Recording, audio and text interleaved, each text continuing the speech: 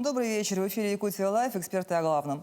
В этой программе мы вместе с экспертами и лидерами мнений обсуждаем актуальные темы, которые волнуют жителей нашей республики. С вами Ирина Ефимова. С древних времен игры для человека – это один из способов познания. Сегодня же видеоигры захватили мир развлечений.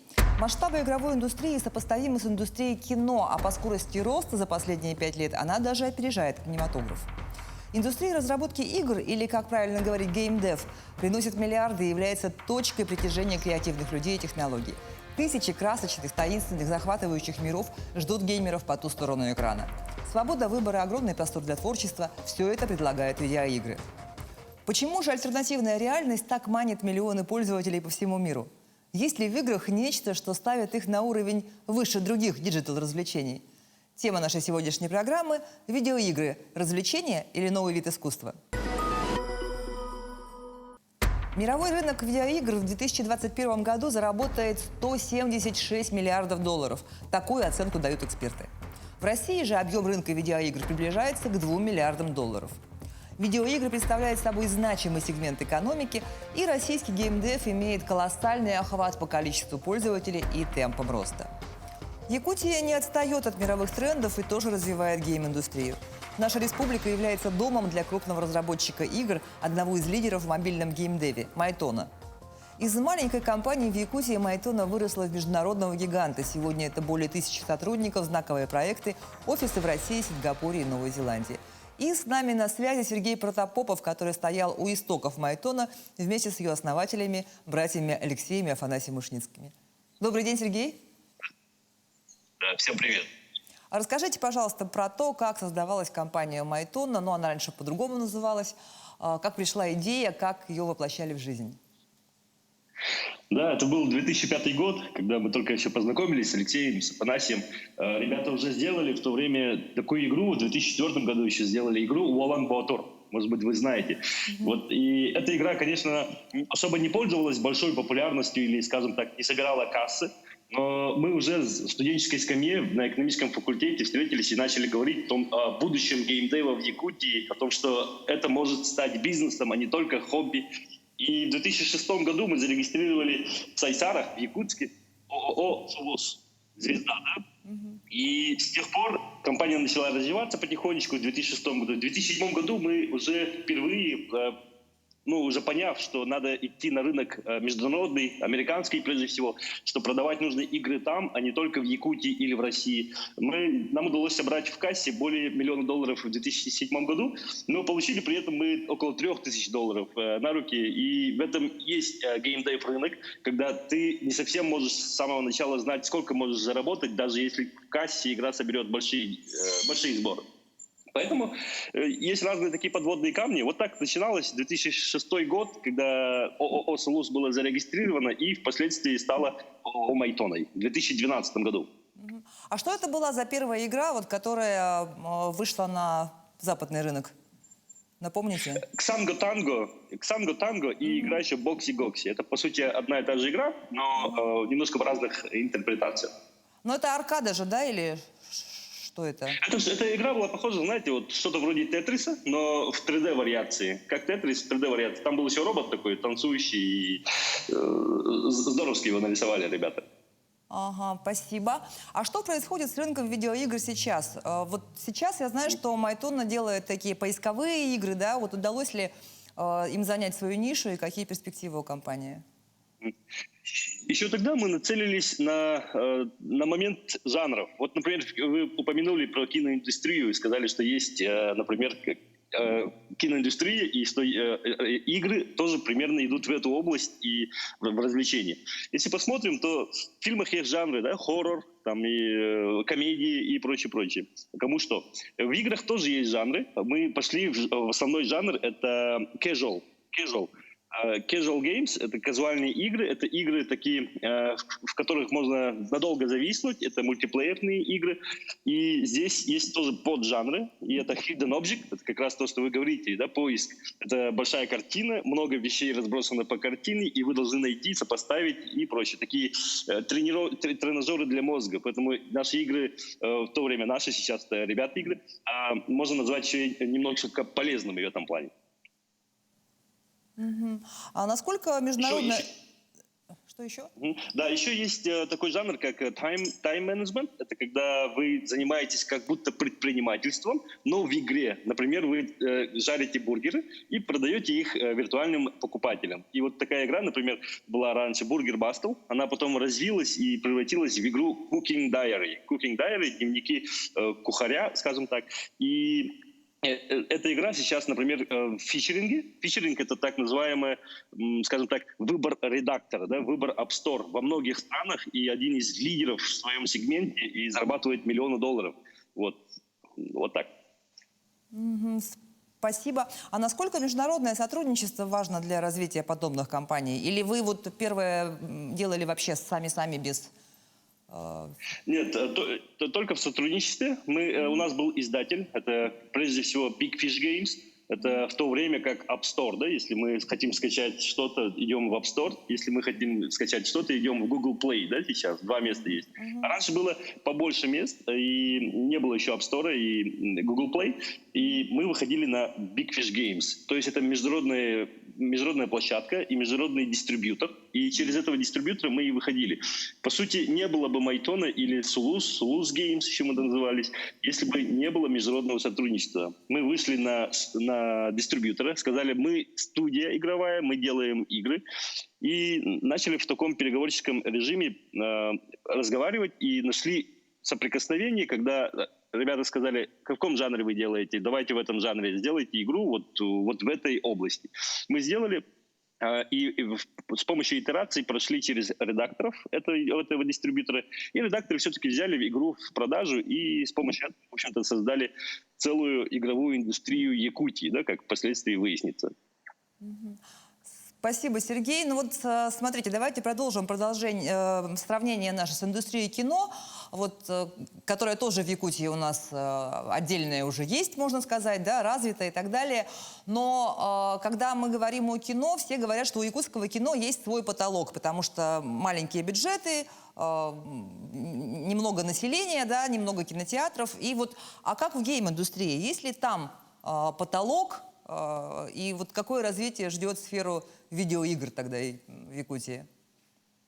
Да, я выступаю сегодня как эксперт, и немножко доказательство экспертности могу сказать, что я был сооснователем Детсад Entertainment, это Кейскилл фильмы и прочие в Якутии мы выпускали, я коммерческий директор всего этого был, и нам удалось в кассе в киноиндустрии побить рекорды сборов Гарри Поттера или Человека-паука, то есть мы знаем, как делать бизнес в Якутии в этом плане, но действительно в кино есть потолок определенный, если мы говорим про якутское кино.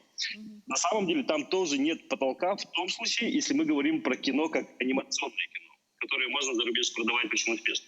В играх потолка практически нет. Игровой рынок растет, и тысячи людей десятки тысяч человек в Якутске или в Якутии могут работать в этой индустрии и зарабатывать значительные деньги. Вы в начале передачи упоминали про миллиарды долларов, которые представляют собой рынок геймдева. Так вот, в Якутии это уже миллиарды рублей, да? Пока, может быть, не долларов, но миллиарды рублей зарабатываются и в бюджет, так сказать, приходят. В форме зарплат, в форме аренды, в форме выкупа зданий, помещений. Поэтому потолка в игровой индустрии, по сути, нет. По сути, нет. А новые подающие надежды проекты есть в якутской гейм-индустрии, в которые бы вы, как инвестор, могли бы вложиться?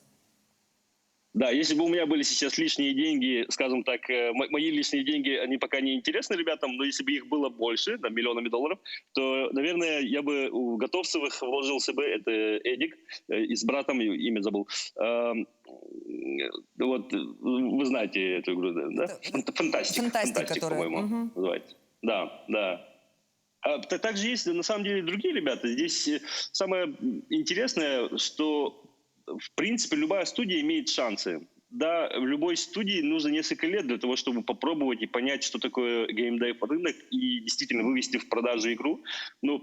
Сейчас есть так называемые еще инди-игры. Это когда один буквально или два человека садятся, делают, даже компании у них нет, но они продают при этом на несколько миллионов долларов. Такое тоже бывает, поэтому я бы всем людям в Якутии и не в Якутии посоветовал бы посмотреть, на какие команды новые появляются в Якутии, которые занимаются играми.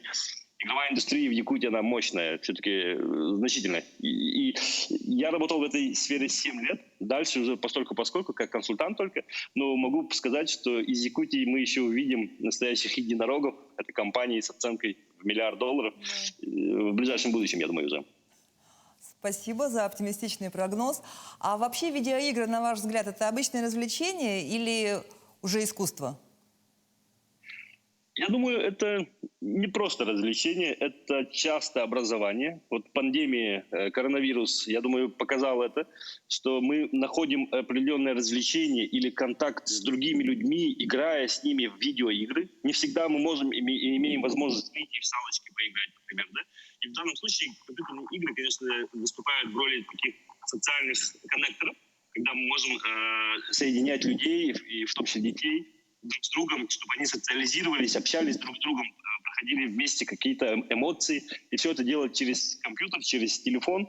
И это не всегда плохо. И если правильно относиться, все хорошо в меру. Все хорошо в меру. Если правильно относиться, то игры — это полезно, и это искусство, конечно. Потому что посмотрите, сколько всего внутри игры. Вот одно только управление сложностью уровней, когда вы уровень регулируете сложности, вот в Майтону, да, когда-то у нас вот в Solus Games, это было целый отдел, который занимается только регулированием сложности уровня.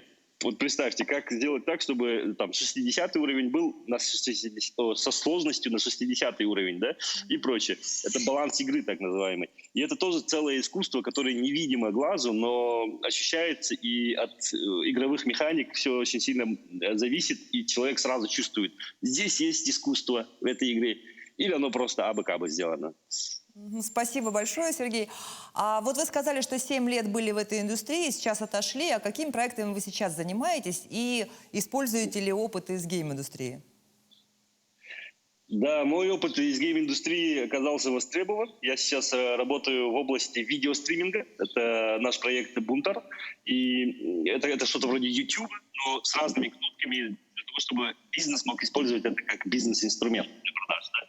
И мы делаем еще мобильное приложение, большой сервис. Мы в этом году только стартовали этот проект, но уже собрали более 20 тысяч пользователей. Вот это приложение для похудения с помощью психологии.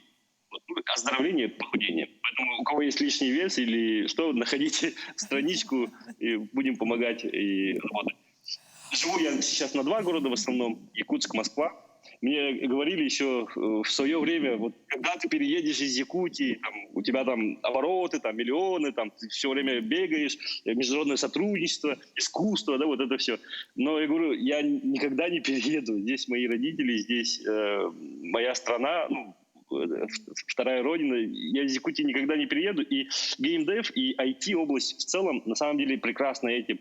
Люди могут работать из любой точки в любой точке. Да, я много езжу, я много где живу в течение года, но определенное время года или определенное время, ну, я в данном случае во всех 4 сезонах бываю в Якутии, приезжаю, уезжаю. Поэтому геймдев прекрасные возможности дает мобильности и при этом еще и оседлости. Спасибо, Сергей. Вот можно маленькую ремарочку про приложение для похудения. Это вот, если у вас есть лишний вес, это неправильный маркетинг. Нужно говорить, если вы хотите свою фигуру сделать еще более идеальной, это вот я вам как потенциальный потребитель говорю. Да, соглашусь. У нас, кстати, половина пользователей реально с идеальным телом. Я думаю, что вы у нас делаете? Но у нас приложение называется Soon Health, скоро. То есть это вообще поддержание себя в здоровом режиме, скажем так.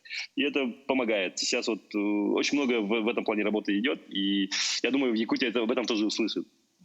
Все, спасибо вам большое, что уделили время и согласились ответить на наши вопросы.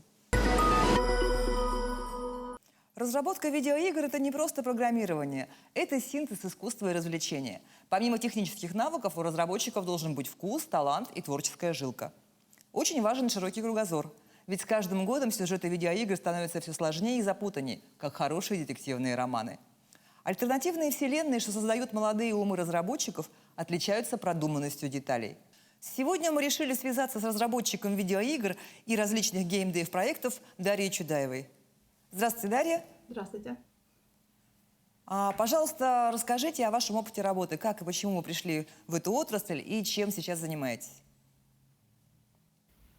В данный момент я геймдизайнер в компании Wiser Games и работаю на продукте Klondike Adventures. Это мобильная игра. Вообще в индустрии я с 2012 года я начала работать в компании Wargaming. Я занималась работой с комьюнити. Я была комьюнити-менеджер, собирала отзывы игроков, аналитику по каким-то их вопросам, проблемам, радостям, по любым их отзывам, проводила стримы, отвечала на различные вопросы и изучала, как каждое из обновлений в игре вызывает, какие эмоции оно вызывает у игроков. После этого ближе заинтересовалась именно геймдизайном, тем, как происходит создание игры, как работают все наши отделы, познакомилась поближе с их работой, начала изучать материалы, которые находила. Под рукой была литература, которую я брала у коллег, у знакомых, и так начала постепенно изучать геймдизайн. Вообще в индустрию я попала благодаря участию в одном из конкурсов, который проводил Wargaming, и это был конкурс в игре World of Tanks, по итогам которого я начала гораздо ближе, я познакомилась, начала гораздо ближе общаться с ребятами оттуда, и в процессе общения они сказали, что я вполне могла бы приехать и попробовать устроиться к ним на работу. Так что я подготовила резюме, сделала некоторые тестовые задания, и на тот момент было несколько вакансий, из которых можно было выбрать. Я поговорила с HR, поговорила с будущими на тот момент коллегами и начала работу именно в социальных сетях, потому что на тот момент это была одна из самых понятных для меня, наверное, и перспективных должностей, в которые я смогла себя проявить. Но со временем мой интерес рос, и я поняла, что у меня есть очень много навыков, у меня большой бэкграунд в IT, потому что я работала помощником системного администратора, потом я занималась веб-мастерингом в одном государственном учреждении в Ростове-на-Дону.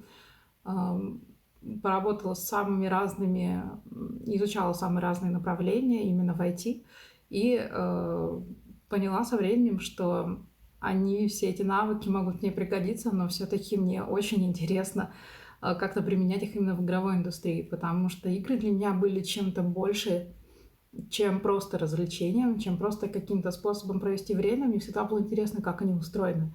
Я помню, что еще как только у меня появился компьютер, как только у меня появились первые игры, я сразу пыталась не просто их пройти, а в том числе сделать какие-то модификации для них. Нарисовать карту, если в игре был редактор карт, или поменять какие-то текстуры, внешний вид предметов в этой игре, как-то их стилизовать, поменять, что-то с ними сделать и таким образом подстраивать под себя игру и как будто бы принимать участие в ее разработке.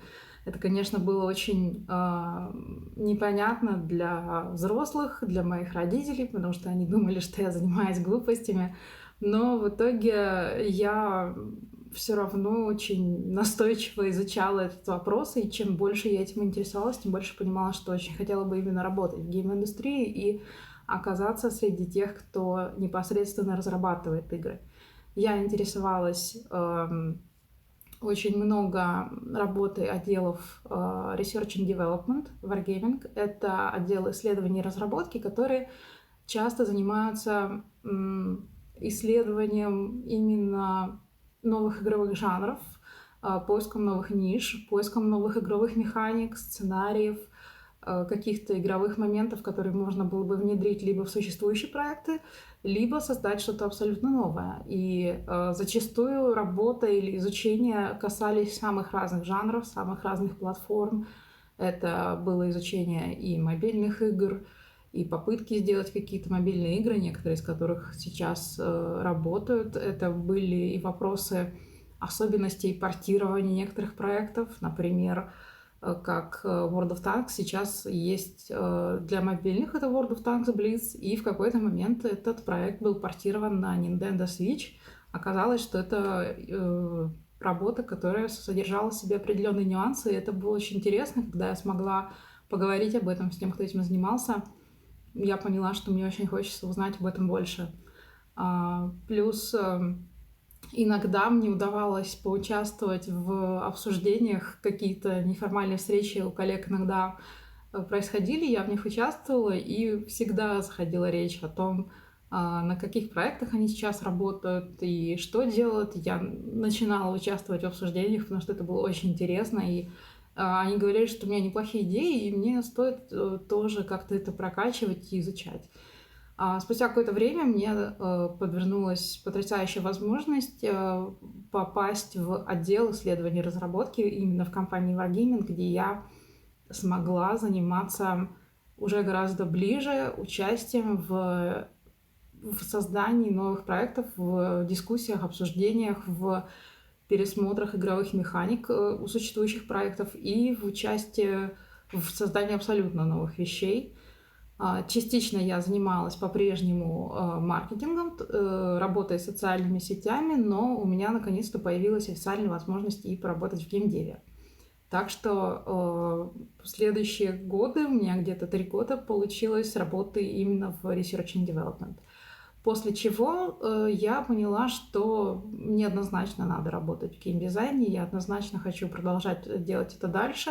Мне очень нравится именно придумывать новые механики, находить какие-то способы соединять между собой, казалось бы, несовместимые вещи из разных игр, потому что это словно у тебя в руках огромный конструктор, которым ты можешь, как лего или даже чем-то более многомерным, работать и создавать, по сути, маленькие новые миры, которые при этом понравятся многим людям, они принесут им многие часы радости и какого-то удовольствия. И это была просто потрясающая история. И в данный момент я занимаюсь созданием новых локаций, и мне как раз-таки пригождаются все навыки из всего того моего предыдущего опыта, который у меня был, включая и всю работу в IT, и работу именно с геймдизайном, и даже мое понимание маркетинга, то есть понимание того, как комьюнити воспринимает те или иные вещи и решения, которые принимают геймдизайнеры. А можно ли сказать, что ваша деятельность находится на стыке ремесла и творчества? Что в ней есть от искусства? Да, отличный вопрос. Я бы сказала, что геймдизайнер во многом работает близко к искусству, потому что он создает эмоциональный опыт для игрока. Это очень похоже на... Очень часто игры сравнивают с кино или с театром, и это отчасти правда, потому что мы очень часто сравниваем игрока или его героя в игре с актером, с тем, кто как бы для нас разыгрывает некое действие. При этом у нас абсолютно интерактивные декорации, у нас совершенно различные происходят события, мы можем моделировать все, что угодно, все, что нам просто придет в голову, и все, что мы сможем сделать увлекательным именно в плане геймплея. Но при этом это гораздо глубже, потому что вот этот эмоциональный опыт, который испытывает игрок, этот отклик, который у него возникает внутри, это так же важно, как и в искусстве или в кино. То есть в кино мы управляем эмоциями человека, его пониманием того, что происходит в течение одного сеанса. Когда ты создаешь игру, ты не знаешь, сколько человек сможет в нее проиграть, в какой момент он ее прервет.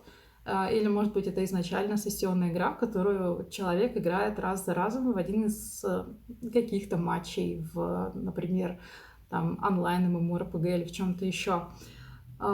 И этот момент, умение завладеть вниманием игрока, рассказать ему историю, рассказать ему, что происходит, зачем он это делает, почему что-то происходит в вашей игре и как вы объясняете ему необходимость, собственно, произвести определенные действия. И при этом это должно выглядеть абсолютно естественно и понятно для него, то есть считываться без каких-то сложных инструкций в идеале. Это очень тонкий процесс, и несмотря на то, что там очень много каких-то конкретных расчетов, балансировки, настройки и так далее. Тем не менее, исходный продукт, он всегда во многом про искусство, на мой взгляд. Ну вот что такое нарратив в филологии, понятно, а что такое нарративный дизайн видеоигр? Насколько сейчас в гейм-индустрии важна история, а не только элемент игры? Нарративный дизайн — это одна из вещей, с которой мне удалось очень плотно и близко поработать во время моего опыта в R&D, в Research and Development. Нарративный дизайн — это, по сути, искусство рассказывать историю игроку в то время, как он выполняет определенные задачи, которые ему ставит непосредственно игра своим геймплеем, механиками. Но мы не можем просто сказать человеку: вот тебе меч, вон там враг, давай вперед, защищай страну. И вот опять же, когда я говорю «защищай страну», я уже подкладываю определенный контекст под то, что он делает. То есть мы ему говорим, что ты сейчас представляешь собой героя, который помогает своей стране, своим ценностям определенным, которые он отстаивает, защитить эти ценности, защитить свою там неприкосновенность условно. И если ты сейчас изучишь геймплей, изучишь механики, как правильно владеть этим мечом, оружием, если ты поймешь, куда идти, с какими людьми говорить, ты сможешь каким-то образом свои идеалы отстоять и, допустим, вернуть мир, который давно не может воцариться в некой стране. Если мы играем в старые игры, например, в то же Марио, это не просто какой-то человечек с усами, который скачет, пытается там перепрыгнуть через черепашек или схватить какой-то грибочек. Это как бы микроигра, но по большому счету мы знаем, что Марио спасает принцессу, и он каждый раз в конце каждого уровня он подходит к замку, в котором он ожидает ее встретить. И вот он встречает там других принцесс, он спасает их от других драконов, и он все это время стремится к тому, чтобы пройти уровни и в конце концов встретиться со своей принцессой Пич. Или иногда даже по нарративу возникают очень большие дискуссии, самые разные, из разряда того, что а если нарратив в Тетрисе. И это очень интересные дискуссии, потому что очень часто говорят, что нарратив — это в том числе то, что сам игрок для себя может придумать, когда он играет в эту игру. Например, он играет в Тетрис, он представляет себе, что он что-то строит, и ряды, которые он построил, на самом деле не исчезают, а они это как бы очень большая башня, которая выходит вверх. Кто-то просто представляет, что он, не знаю, просто складывает кубики и раскладывает их в какие-то ряды, и они, например, отступают на задний план. То есть что-то у игрока в голове всегда происходит. Но всегда нарратив — это про то, зачем мы это делаем. Иногда игра не говорит этого напрямую, но человек для себя сам начинает решать, зачем он это делает. Зачем он скачет на коне в дальнюю часть карты, зачем он в данный момент собирает 10 видов фруктов с деревьев, чтобы отдать их местному там волхву какому-то в обмен на какую-то информацию, зачем он хочет выбрать спасти человека А, а не человека Б, почему он может встать на сторону зла или добра. Это все выбирает человек, и этот выбор зачастую тоже предоставляет ему игра. Но прежде всего мы говорим о том, что в игре нарратив задает ему контекст и дает ему ответ, почему он это делает.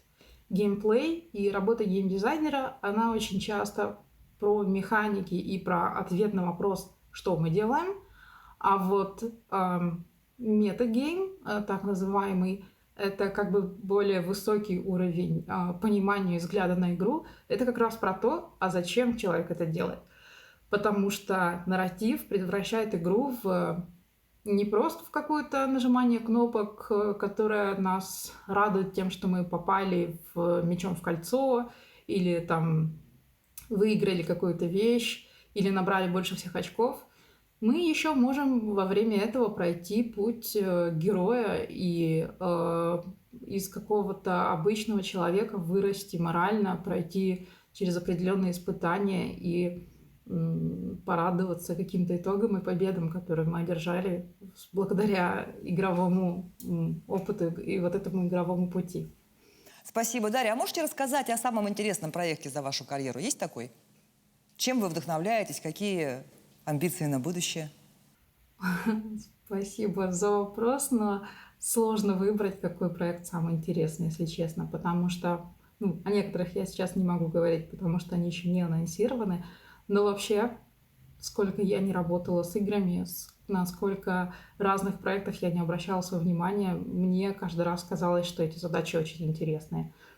То есть мне очень сложно выбрать на самом деле, и меня никогда не смущало ни то какой-то жанр, ни то, что это там какая-то очень простая казуальная игра мобильная, или что это какой-то суперсложный 3D-проект с обалденным огромным миром, который все прописали, или это просто может быть какая-то очень простая игра, там шарики 3 в ряд, отметь предметы на картинке, не знаю, вплоть до найди различия, какая разница. Людям это нравится. И если ты понимаешь, что ты делаешь это для людей, для игроков, которые хотят провести время с твоей игрой и хотят отдохнуть, расслабиться, получить положительные эмоции, мне кажется, здесь сложно будет выбрать какой-то проект и прям отдать ему какой-то вымпел предпочтения. Мне, честно, это довольно сложно. Спасибо. Спасибо за ответы, за то, что уделили нам время. Всего доброго. Большое спасибо вам за ваши вопросы. Было очень приятно поговорить о любимом деле. До свидания. Пандемия и всемирный локдаун сыграли на руку разработчикам видеоигр.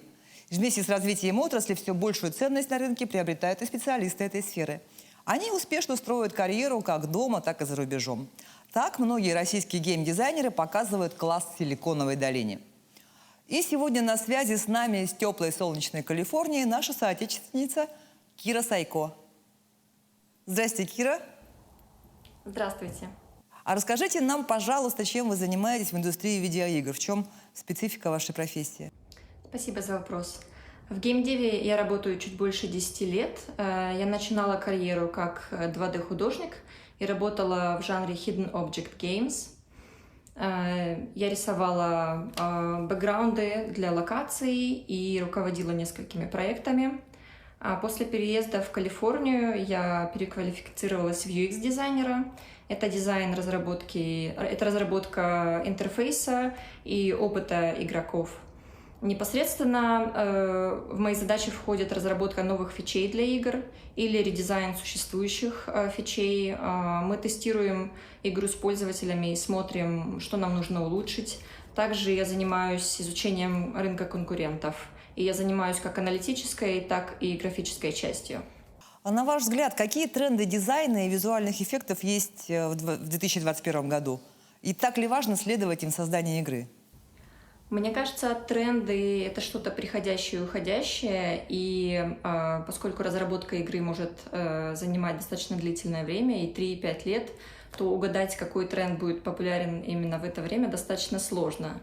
Поэтому я бы не сказала, что важно соблюдать именно тренды, но, наверное, хорошо идти в ногу со временем. Например, сейчас есть очень классное направление — accessibility design.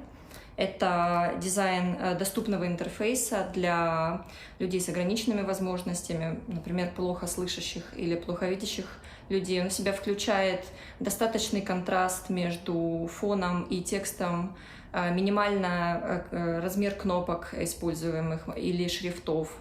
И в играх это достаточно слабо представлено. В нашем проекте тоже есть проблемы с контрастами и шрифтами. И я рада, что мы работаем над этим. Мне кажется, чем больше людей смогут играть в игры, тем мы получим больше игроков и больше счастливых людей. Кира, а можете в 2 словах характеризовать гейм-индустрию в Америке? Как она развивается и интересно, много ли там россиян трудится? Мне кажется, что в Америке игровая индустрия предоставлена немножечко шире, чем в России. Больше как их крупных контор, так и маленьких небольших стартапов. Большое внимание уделяют мобильной разработке, а также онлайн-казино и слотам. Мне кажется, в Сан-Франциско порядка 20 игровых компаний независимых, так что достаточно большое количество. Что касается наших соотечественников, честно сказать, я не встречала большого количества российских ребят, кто работает в геймдеве. Я знаю, что более популярны инженерные профессии, и художники переезжают по работе. У нас много классных и 2D, и 3D художников, кто работает. Но это все равно, я бы сказала, единицы. У меня есть опыт работы в 3 организациях здесь, и вот где-то вообще не было русских ребят. В нынешней конторе у меня есть одна сотрудница, с которой мы не пересекаемся по работе. А насчет конкуренции, здесь очень большая конкуренция в играх. У меня заняло почти 2 года найти первую свою геймдев-работу. Здесь много вузов, которые готовят специалистов в области геймдизайна, поэтому они прямо в колледжах делают игровые проекты и с этим портфолио уже приходят на работу. И желающих в геймдев работать очень много, поэтому конкуренция прям, я бы сказала, нещадная. Но после первой работы уже становится куда проще. А как вы считаете, для чего вообще человек играет в видеоигры? Какие основные цели и мотивы? Я думаю, что, наверное, у каждого будет какой-то свой ответ. Могу сказать за себя. Мне кажется, что я играю в игры для того, чтобы отдохнуть от реальности, попасть в какой-то мир, ограниченный правилами, которые я сама выбрала, и быть там тем, кем я хочу быть. Это если говорить о таких больших многочасовых играх. Мне нравится выполнять задания и получать награды. Это очень классно и легко делать, и безопасно в атмосфере игр. Если говорить о мобильных играх, то я скорее играю, чтобы убить время между какими-то занятиями или переключить фокус с одной задачи на другой. Тогда использую время игры как такую передышку. И мне кажется, что вот это желание отдохнуть от реальности и побыть в каком-то хорошо придуманном, продуманном мире и, возможно, социализироваться там с людьми, которые тоже выбрали этот мир, то есть они уже имеют что-то общее. Это, наверное, один из основных мотивов людей играть в игры. А вы сами играете в какие-то игры? И обращаете ли внимание на дизайн? Подмечаете ли что-то для своей работы? Какой замечательный вопрос. На него очень приятно отвечать. Я люблю играть в игры. В основном мне нравятся нарративные игры, где сюжет играет очень большую роль, и игрок своими действиями влияет на ход событий и даже может повлиять на концовку игры. Это, например, серия игр компании Telltale Games. У них была классная игра Walking Dead. Также мне нравится Last of Us. Mass Effect трилогия замечательная. Там и сюжет, и графика, и прекрасный мир. И одна из моих любимых серий — это Ace Attorney. Игра про адвоката. Нужно защищать своих клиентов в суде, и это все с помощью текста и изображений каких-то предметов. Очень рекомендую эту серию. И, конечно, я подмечаю для своей работы очень много всего. Любая игра, в которую я играю, я буду ее анализировать, будь то анимации, интерфейс, какие-то интересные персонажи, игровые механики, которых я не встречала раньше, или как-то они очень хорошо вписываются в сюжет. Наверное, я бы сказала, что это такой стиль жизни. То есть я люблю анализировать, и если даже это сейчас мне в работе не пригодится, я всегда запоминаю, наверное, на будущее, на какой-то другой новый проект. Кира, а вот на ваш взгляд, современная индустрия видеоигр – это про развлечение или уже можно говорить о появлении нового искусства? Такой хороший вопрос. Не возьмусь сказать, искусство это или нет, но, безусловно, индустрия видеоигр сейчас развивается в самые разные стороны. Есть игры, в которых практически нет сюжета и цели, они основаны на чувствах и эмоциях игроков. Есть и видеоигры, которые очень похожи на социальные сети, или даже они и есть социальные сети. Есть игры, где можно просто создавать свои собственные миры и учиться программированию, например, как Roblox. И мне очень нравится эта тенденция, что сейчас можно очень много всего назвать игрой и привлечь разных абсолютно игроков, людей, которые раньше не играли в игры, потому что они имели другое представление об играх, как о чем-то очень сложном и требующем, там, не знаю, много времени. Поэтому мне, безусловно, нравится, куда сейчас двигаются игры, а является это искусством или нет, посмотрим. Спасибо, всего доброго. Большое спасибо за беседу, до свидания. Желание и упорство – вот что нужно начинающему разработчику видеоигр. А возраст, образование и предыдущий опыт работы играют тут далеко не главную роль. Главное – это энтузиазм. Знаний в открытом доступе хоть отбавляй, да и другие разработчики с радостью готовы поделиться опытом. За последние 5 лет игровая индустрия во всем мире переживает бурный рост. Сложно поспорить с тем, что игры стали чем-то большим, чем просто досуг. Существуют разные мнения насчет того, является ли игровая индустрия действительно новым искусством наравне с кинематографом и живописью, но в любом случае всех поклонников данного жанра сегодня ждет интересный и красочный контент. С вами была программа «Якутия Лайф. Эксперты о главном» и я, ее ведущая Ирина Ефимова. Смотрите нас по будням в 19:15, расскажем, чем живет Якутия.